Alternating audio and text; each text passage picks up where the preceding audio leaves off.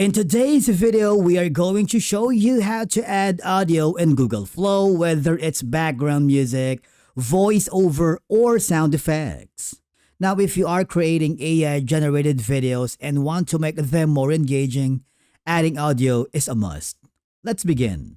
Now, the first thing that you need to do is open your project or create a new project if you don't have one. In my case, I'm gonna go with my recent project. This will forward you to the prompt at the bottom. Now, this is where many users make mistake. For example, you wanted to create a prompt, all right? For example, I'm gonna type in a very concise prompt like this one. Before you press the enter, I want you to click on the controls where you can choose the model. Right now, I wanted to create a video with an audio to it. For you to be able to do that, I want you to go to the drop-down menu to select the model. Basically, when you use VO 3.1 fast until VO 3.1 quality, it has an audio added to it. If you're using VO2 and VO2 quality and fast, you may notice that the audio is not included. It's like muted. Okay?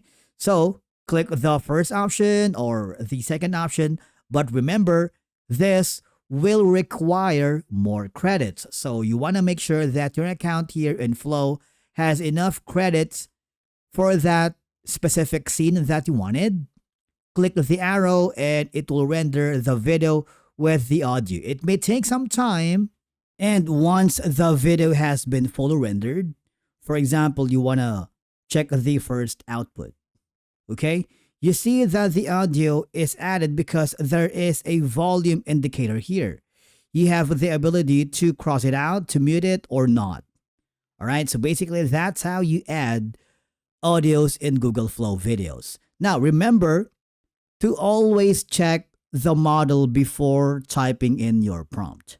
Thank you so much for watching, and we will see you again in the next one.